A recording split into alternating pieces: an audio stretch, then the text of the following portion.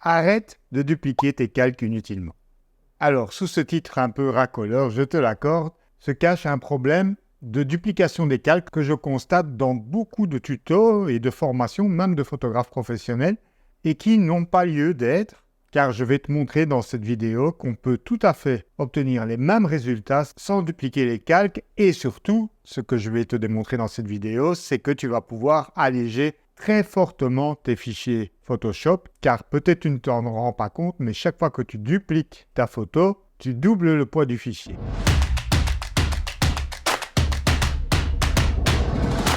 Alors, pour illustrer mes propos, je vais utiliser cette photo du pont de Vasco de Gama à Lisbonne que j'ai prise récemment. Et ce qui m'intéresse donc, c'est de voir le poids du fichier. Donc ici, on a un poids de 50 mégas. Il s'agit donc bien du fichier RAW que je vais ouvrir dans Photoshop. Clic droit, ouvrir dans Photoshop. Il va donc s'ouvrir dans Camera Raw puisque c'est un fichier RAW. Et on va simplement ici l'ouvrir en tant qu'objet dynamique, c'est-à-dire que l'on pourra revenir sur les réglages. Donc, comme tu as pu le voir, ce fichier pesait 50 mégas.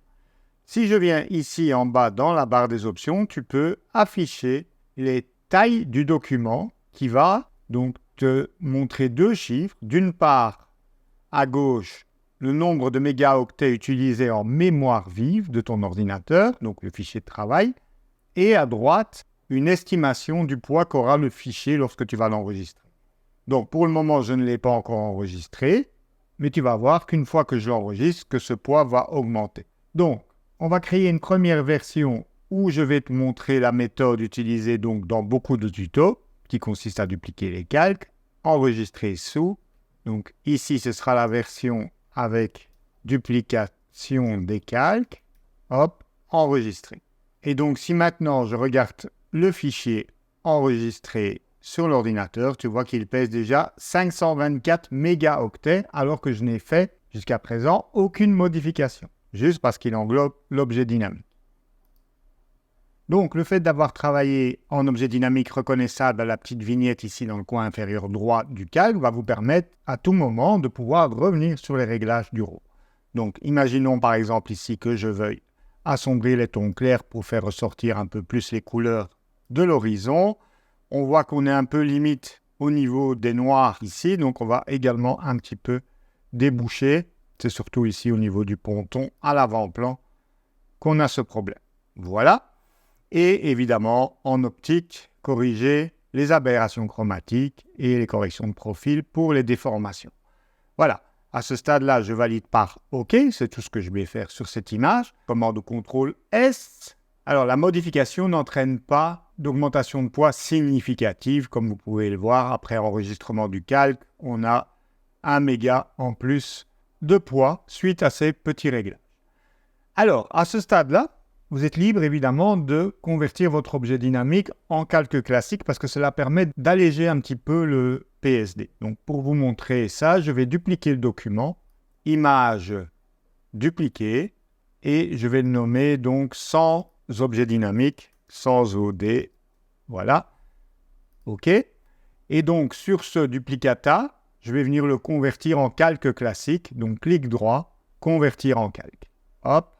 Donc, vous voyez, le résultat est le même et on va l'enregistrer, fichier, enregistrer sous, donc sans objet dynamique pour voir la différence de poids entre la version avec objet dynamique et celle sans. Voilà, on va aller voir ça et comme vous pouvez le voir, le poids est effectivement un petit peu inférieur à la version avec l'objet dynamique.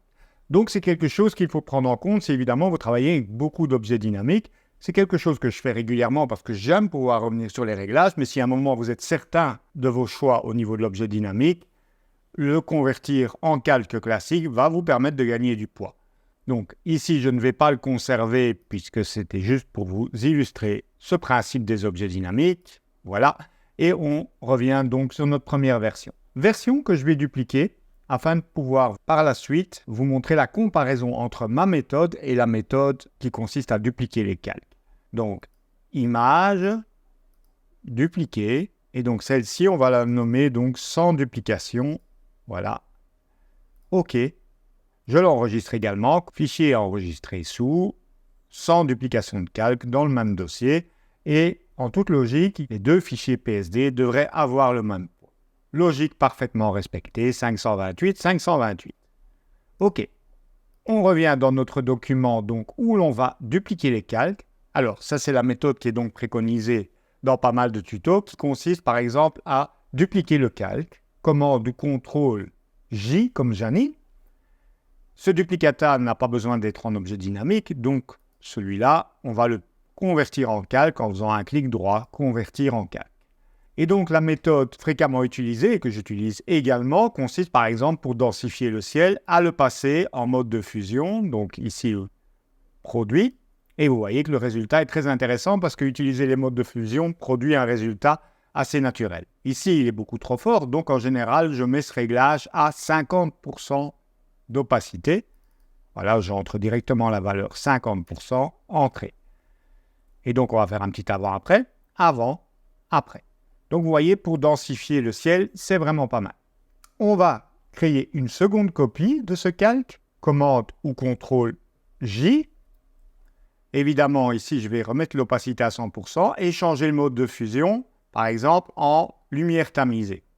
Pourquoi? Eh bien, parce que ça va, si vous observez les couleurs ici au niveau de la ligne d'horizon, ça va les densifier, les rendre un peu plus contrastés. Mais je ne veux pas appliquer ça dans toute l'image, car ici, ça a tendance donc à trop contraster le bas. Donc, ce qu'on va faire, c'est on va créer un masque noir pour cacher l'ensemble du réglage sur ce calque-là. Pour ça, il suffit de faire un Alt ou Option, clic sur l'icône d'ajout de masque de fusion pour ajouter tout de suite un masque noir qui cache donc le réglage. Et on va le révéler en prenant le blanc comme couleur d'avant-plan, ce qui est déjà le cas ici. Sinon, vous appuyez sur D ou cliquez sur la petite icône ici en haut. Et on va venir chercher l'outil dégradé. Alors, dans Basique, le deuxième, ici, de blanc vert transparent. Et dans le type de dégradé, on va choisir le quatrième, qui est le dégradé réfléchi, qui va permettre d'appliquer l'effet de part et d'autre de la ligne d'horizon, ce qui est très intéressant. Donc, je maintiens Shift pour que mon dégradé soit bien vertical. Voilà, jusqu'ici, par exemple. Hop, et je relâche. Et donc, vous pouvez voir maintenant, en faisant un Alt ou Option clic sur le masque, que seule la zone ici en blanc-gris va être impactée par ce réglage de lumière tamisée. Avant, après. Je vais cacher les lignes du dégradé en faisant commande ou contrôle H comme cache, afin que vous puissiez mieux percevoir la différence. Voilà. Donc ça, c'est quelque chose que l'on fait fréquemment également à l'aide d'un duplicata de calque. Et je vais en faire un troisième. Cette fois, je vais repartir de la copie en produit. Commande ou contrôle J. Je vais la passer au-dessus de tout et je vais la passer en mode superposition. Donc superposition, c'est l'opposé. C'est le mode de fusion complètement opposé à produit. Et donc qui a tendance à éclaircir l'image. Évidemment, je ne veux pas éclaircir tout, mais je veux libérer ici une source de lumière censée simuler la lumière du soleil. Donc pareil, je fais Alt ou Option, clic sur l'icône de masque pour cacher tout l'effet. Et maintenant, en m'assurant bien d'être sur le masque, vous voyez qu'il y a un petit rectangle blanc autour du masque. Attention à ne pas le faire sur le calque, mais bien donc sur le masque. Je vais venir chercher un dégradé, le même, donc de blanc vert transparent, mais cette fois radial. Pour simuler donc une ouverture ici de lumière. Je vous montre, on peut la tirer en ellipse maintenant dans la nouvelle version du dégradé de Photoshop. Commande ou contrôle H puisque j'ai caché l'outil dégradé et donc là je vais, voilà, comme ceci, créer un spot de lumière que l'on peut déplacer où on veut dans l'image. Donc voilà, je reclique sur le calque et donc avant, après. Vous voyez, petite intervention, ici le but n'est pas de faire un traitement complet mais juste vous illustrer le problème du poids. Car, entre-temps, toutes ces manipulations ont augmenté considérablement le poids du fichier. Vous voyez que Photoshop estime que l'on va avoir un poids de 1,09 giga. Eh bien, pour confirmer ça, on fait commande ou contrôle S, comme save, sauvegarde ton fichier. Alors, comme tu peux le voir également, l'enregistrement prend de plus en plus de temps. D'où l'intérêt de ne pas trop utiliser cette méthode, mais plutôt celle que je vais te montrer par la suite. Donc, on va aller voir notre poids de fichier actuel et il est un petit peu au-dessus de ce que Photoshop estimait. On est à 1,15 giga. Et bien maintenant, je vais te montrer qu'on pouvait effectuer ces mêmes opérations pour obtenir le même résultat sans devoir dupliquer le calque. Donc je vais sur sans duplication de calque. Et donc ici, au lieu de dupliquer le calque et le passer en mode produit, on va utiliser un calque de réglage vide de tout réglage. Donc attention, pas les calques de remplissage. Les 3 premiers ici, ce sont ce qu'on appelle des calques de remplissage. Ce ne sont pas des calques de réglage à proprement parler. Mais ici, tu peux utiliser en fait n'importe quel calque de réglage tant qu'il ne provoque pas un réglage par défaut. Puisque si par exemple je clique sur noir et blanc, forcément celui-là il applique déjà un réglage. Si j'applique filtre photo par exemple, également celui-ci va déjà appliquer un certain réglage de réchauffement de l'image par exemple. Donc il faut que ce soit un calque de réglage qui n'applique aucun réglage à la base tant que tu n'as pas touché au curseur. Parmi ceux-là, même si tu n'es pas obligé a priori de prendre ceux-là, moi j'utilise en général ceux de luminosité. Pourquoi? Parce qu'en plus, tu auras encore la flexibilité d'intervenir en plus du mode de fusion. Donc, j'utilise très souvent niveau, mais peu importe, ça fonctionnerait pareil avec les autres. Et regarde bien maintenant, donc je te montre avant, après, tu vois qu'il n'y a aucun réglage. Eh bien, appliquons un mode de fusion produit, et voilà, nous avons exactement le même résultat qu'à cette étape-ci. Je vais désactiver les autres calques. Alors attention, ici, évidemment, je suis à 50% d'opacité, donc je vais me mettre également ce calque à 50% d'opacité pour que le résultat soit équivalent. Entrée, et je vais te les mettre juste en comparaison. Donc, fenêtre réorganisée de vignette verticale. Voilà. Avec la main et en maintenant Shift, je déplace les deux images et comme tu peux le voir, elles sont rigoureusement identiques. Fenêtre réorganisée, tout regroupé dans des onglets pour retrouver mon interface avec juste ce calque-là. Étape suivante, c'était donc la copie en lumière tamisée avec opacité ici à 100%. Eh bien, faisons de même dans ce calque-ci. Donc ici, je vais marquer que c'était en mode produit. Voilà. Je vais simplement dupliquer le calque de réglage, commande ou CTRL-J. Là, il a multiplié en produit, évidemment, donc 100. Et c'était lumière tamisée. Et je vais copier le masque pour que ce soit rigoureusement identique de l'autre document. Comment je vais faire ça? Je me mets sur le masque qui est blanc. Celui-ci, ce sera lum tamisé. Comme ça, on s'y retrouve. Voilà. Et donc, je vais copier le masque de l'autre document pour qu'il soit rigoureusement identique. Alors, comment on fait ça? Eh bien, je vais faire un Alt-clic pour ne voir que le masque, sélectionner tout sélectionner et tout simplement faire un copier-coller. Donc, édition, copier, bien s'assurer donc que les pointillés entourent l'entièreté de l'image. Je viens sur le masque, pareil, je fais un Alt-clic et édition, tu l'as deviné, coller. Voilà. Donc, on a exactement le même masque, donc le même nombre de pixels, etc., pour ne pas faire diverger éventuellement le poids du fichier si ce n'est pas exactement les mêmes pixels. Donc, je reviens sur le réglage et, pour te le prouver, on a exactement le même résultat. Fenêtre, réorganisée, 2 vignettes verticales. Alors ici, évidemment, je dois recliquer sur Alt et désélectionner. Voilà. Donc ici, on a à droite duplication de calque et à gauche l'autre. Enfin bref, comme tu peux le voir, c'est rigoureusement pareil au pixel près. Je réorganise tout en un seul onglet, donc tout regroupé dans des onglets. Et on va mimer maintenant le dernier comportement qui était donc superposition à 50% d'opacité. Hop, idem, commande ou CTRL J du premier calque de réglage, je le mets au-dessus, je le mets, je ne sais plus, je vais le mettre à 100%, et donc c'était en superposition. Je viens voir ici à combien, je l'avais mis à 50%, donc je viens également le mettre à 50% pour que ce soit équivalent. Hop, entrée, et je vais venir copier le masque du fichier avec duplication. Donc je sélectionne le masque, commande A pour aller plus vite, pour sélectionner tout, commande C ou CTRL-C sur PC pour tout copier.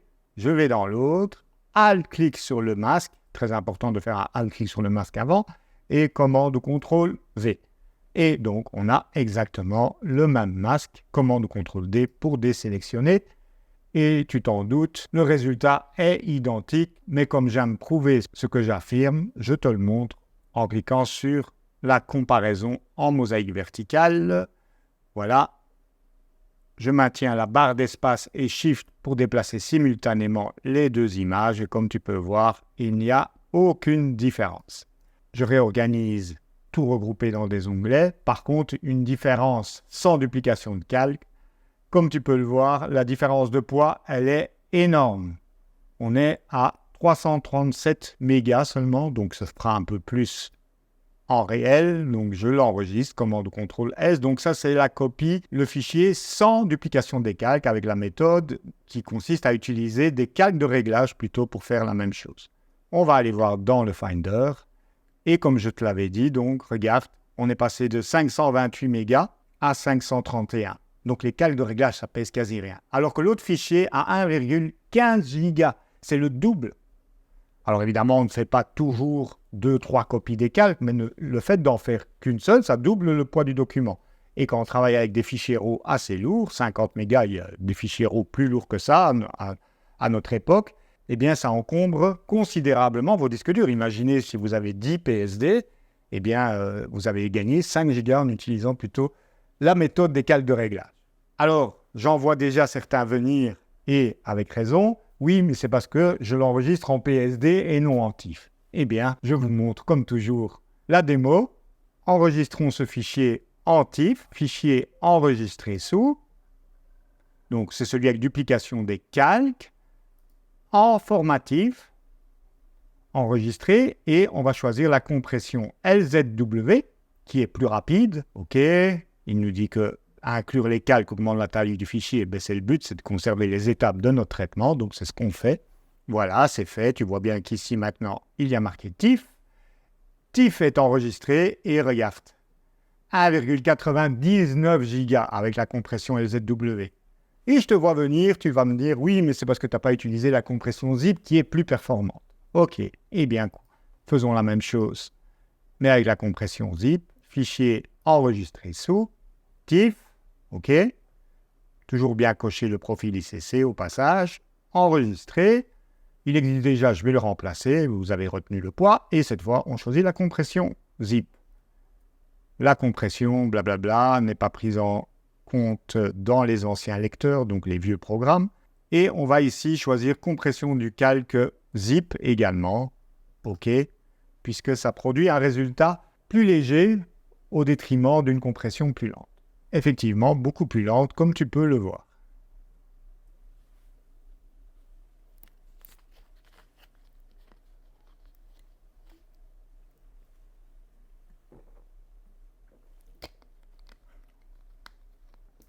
Beaucoup plus lente, je t'assure. Voilà. Et là, effectivement, on a gagné un poids considérable de 400 mégaoctets. D'accord, c'est moins que le PSD. Mais voilà, le fait d'avoir dupliqué les calques, on a quand même un fichier qui est très lourd. Alors évidemment, je pourrais enregistrer l'autre document également en TIFF pour alléger encore un petit peu le fichier. Mais je pense que la démonstration est claire. Le fait de dupliquer les calques en utilisant donc cette méthode qui consiste à dupliquer le calque puis le passer dans un mode de fusion est clairement à proscrire si tu veux maintenir un poids raisonnable à tes fichiers. Parce que non seulement tout ce poids indésirable encombre inutilement tes disques durs, mais également impacte la durée d'enregistrement de ton fichier et les performances dans Photoshop. Puisque là, on a travaillé que basiquement, il y a très peu de calques au final. Mais donc imagine si tu répètes ces opérations plusieurs fois dans ton post-traitement, la différence significative de performance que tu vas perdre et bien entendu le fameux espace disque. Eh bien, pourquoi ça fonctionne ? Eh bien, il faut savoir que pour calculer son résultat, Photoshop effectue en permanence une copie virtuelle de tous les calques. La copie fusionnée virtuelle de tous les calques. Donc la copie fusionnée s'obtient aussi manuellement en faisant le fameux raccourci commande ou contrôle, option, alt sur PC, shift, E. Voilà. Donc ça, c'est ce qu'on appelle une copie fusionnée, mais Photoshop le fait automatiquement. Lorsque vous appliquez un calque de réglage, c'est pour ça que l'ordre des calques a de l'importance dans Photoshop, contrairement à Lightroom où vous pouvez effectuer les manipulations dans n'importe quel ordre. Dans Photoshop, il crée une copie fusionnée virtuelle sur laquelle il vient ajouter le réglage suivant, etc. Donc, il est inutile d'aller dupliquer les pixels du calque pour ce genre de traitement où l'on passe dans un mode de fusion ou ce genre de choses, puisque automatiquement, dès que vous passez même un calque de réglage en mode produit, Photoshop produit cette fameuse copie fusionnée virtuelle. Alors, il y a des moments où vous devrez dupliquer le calque. Si par exemple j'utilise un filtre caméra raw, vous voyez qu'il n'est pas disponible parce qu'ici je suis sur un calque de réglage et il va m'obliger à créer un nouveau calque. Parce que si ici je crée un calque vide en cliquant sur le petit plus en bas et que je vais dans filtre caméra raw, vous voyez que du coup il travaille sur les pixels transparents. Donc on est obligé à ce moment-là de faire la copie fusionnée et puis de faire le filtre caméra raw.